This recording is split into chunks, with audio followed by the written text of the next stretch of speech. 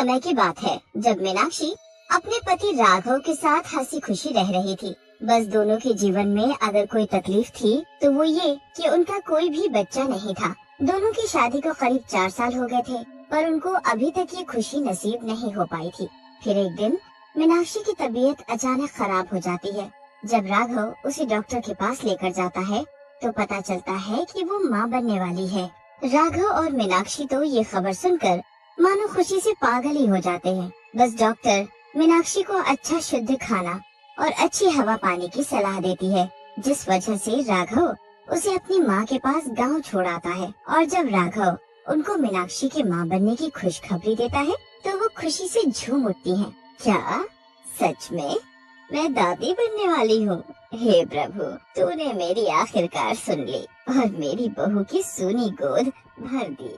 मीनाक्षी वहीं रुक जाती है और राघव वापस शहर आ जाता है।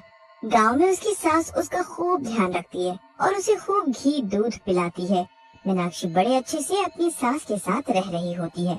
एक दिन जब मीनाक्षी की सास बाजार तक गई होती है तो मीनाक्षी का मन उल्टी जैसा हो रहा होता है। वो सुबह से ही उस दिन उल्टियाँ कर रही होती है। ये क्या हो रहा है? कुछ भी खाओ तो बस उल्टी। कुछ खट्टा सा खाने का मन हो रहा है। अभी जाकर रसोई में कुछ ढूंढती हूँ। मीनाक्षी रसोई में जाती है पर उसे वहाँ कुछ भी नहीं मिलता। तो फिर वो बाहर आंगन में आकर बैठ जाती है। मीनाक्षी खट्टा खाने के लिए पागल सी हो रखी होती है कि इतने में उसे एक आवाज सुनाई देती है। इमली ले लो, इमली, एकदम ताजी खट्टी रसीली इमली।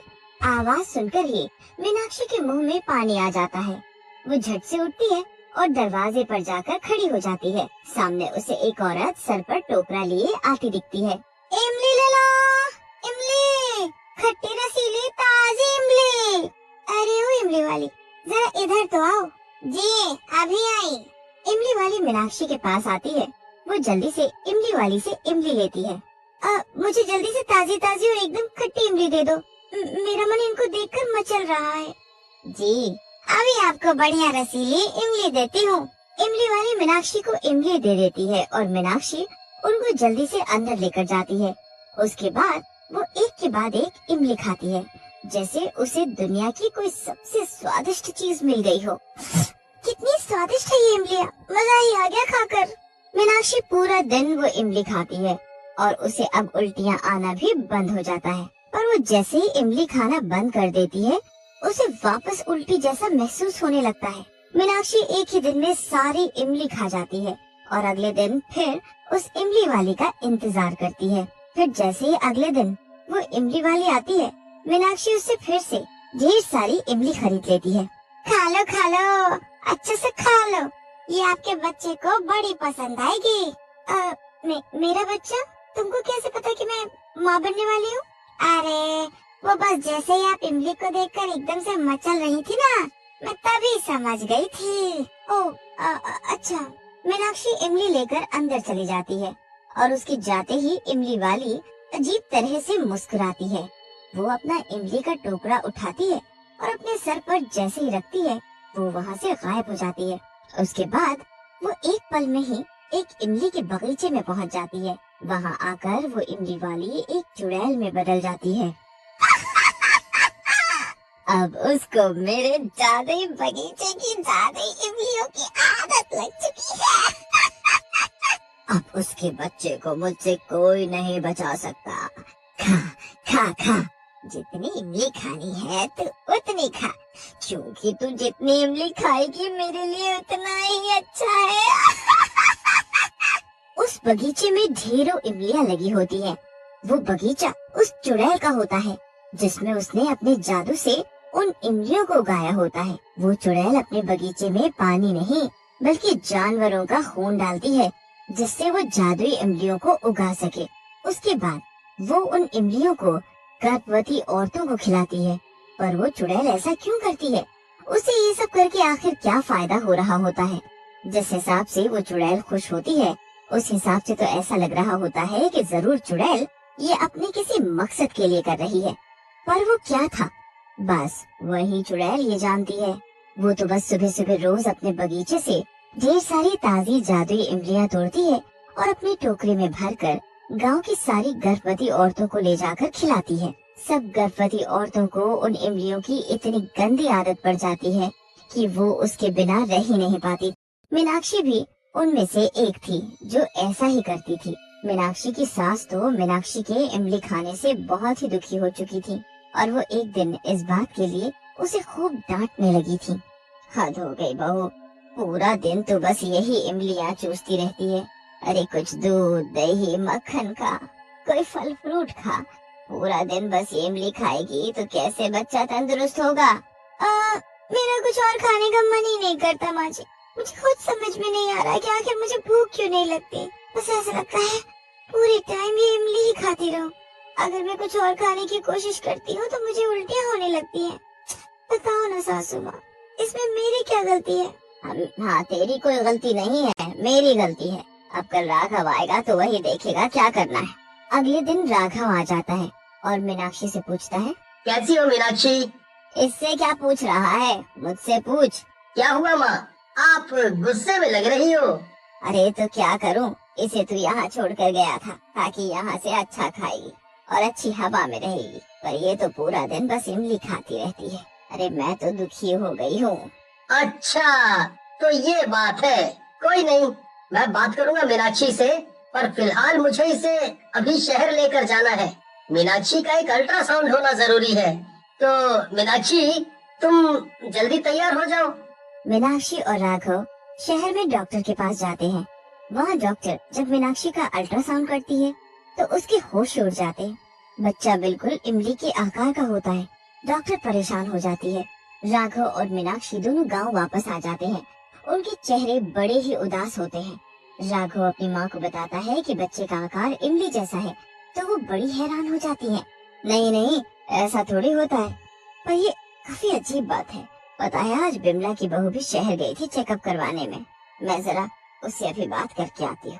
राघव की माँ बिमला के घर जाती है और उसको अपनी बहू के बारे में बताती है तो बिमला हैरान होकर बोलती है, क्या बात कर रही हो तुम? मेरी बहू भी पूरा दिन वो उस इमली वाली की इमली खाती रहती है और डॉक्टर ने उसको भी बिल्कुल यही दिक्कत बताई है कि बच्चा इमली के आकार का है। पर ऐसे तो नहीं होता, मैं भी अपने बेटे के टाइम पर खूब इमली खाया करती थी। ये तो कुछ बात है बिमला, कल उस इमली वाली को तो जरा आने दे। उसकी इमलियां खाकर ये क्या हो गया, उसे तो मैं नहीं छोड़ूंगी।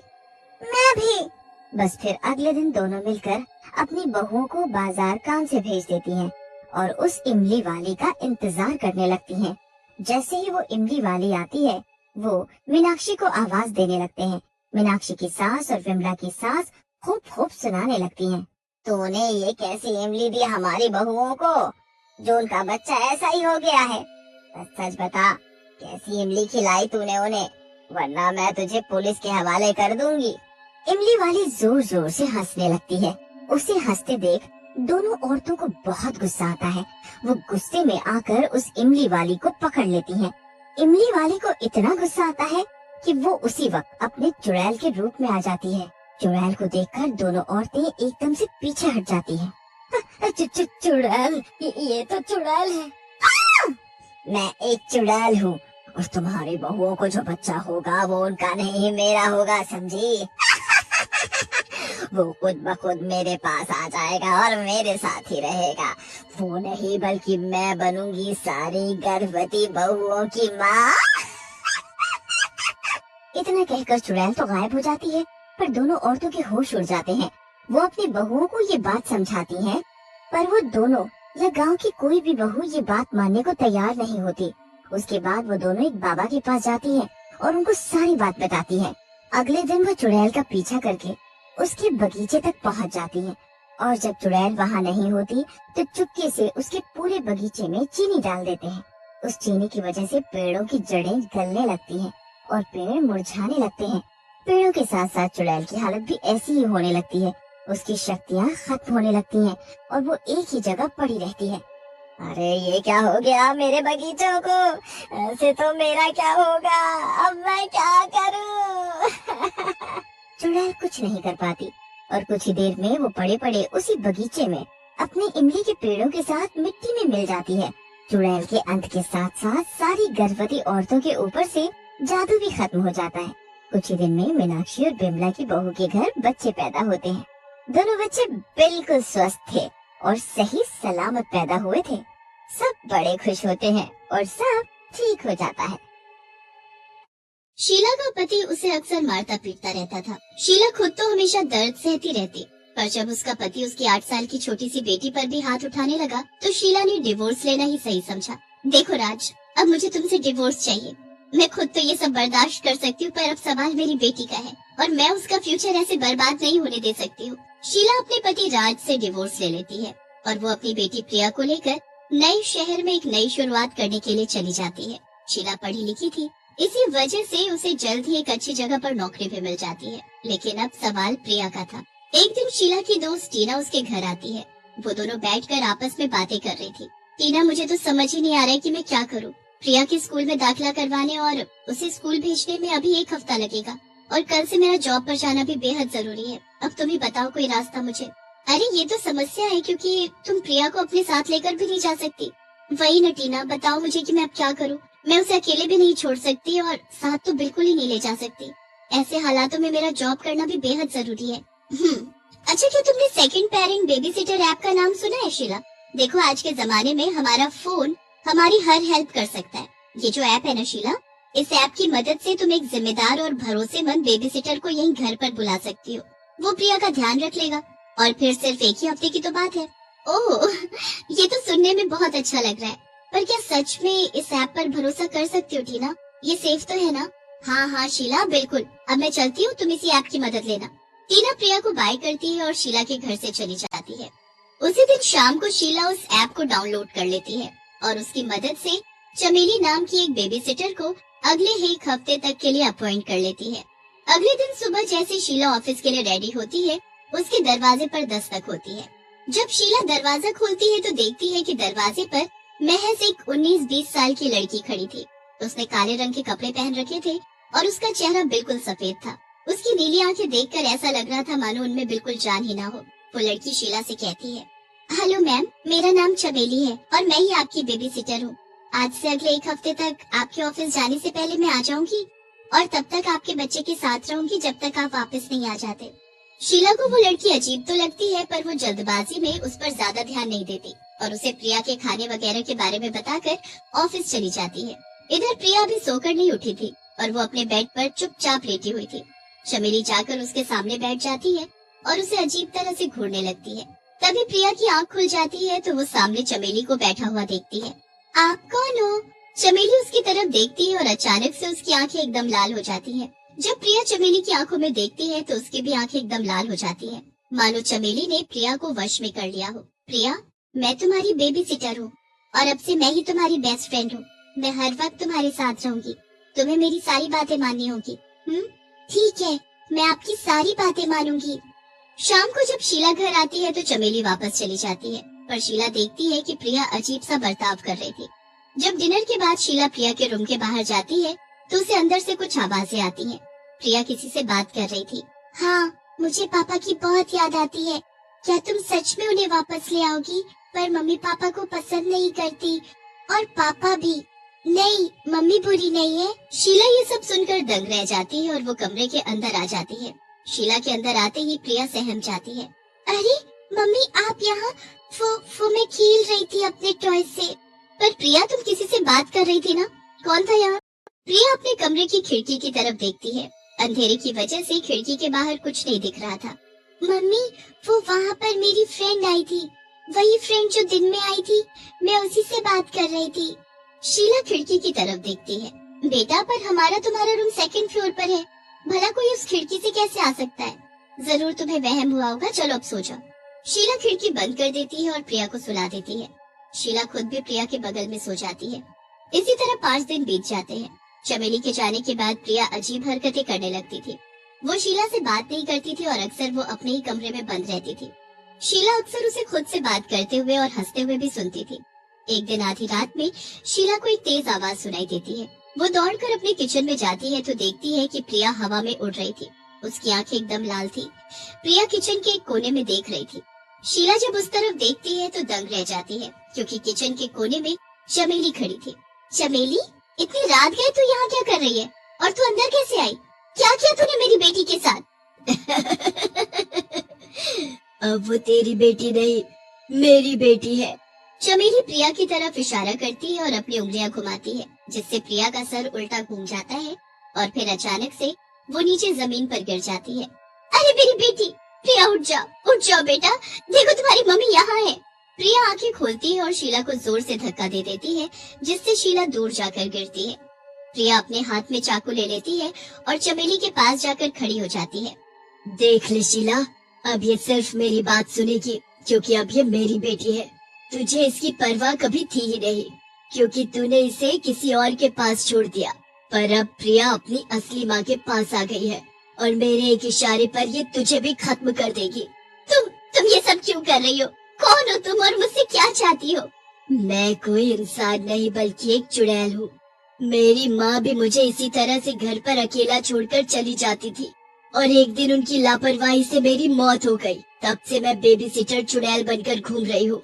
जो भी माँ अपने बच्चे को अकेला छोड़ती है, मैं उसके बच्चे को अपने वश में कर लेती हूँ और उसकी माँ को अच्छा सबक सिखाती हूँ। और अब तू भी मरेगी। प्लीज मुझे छोड़ दो।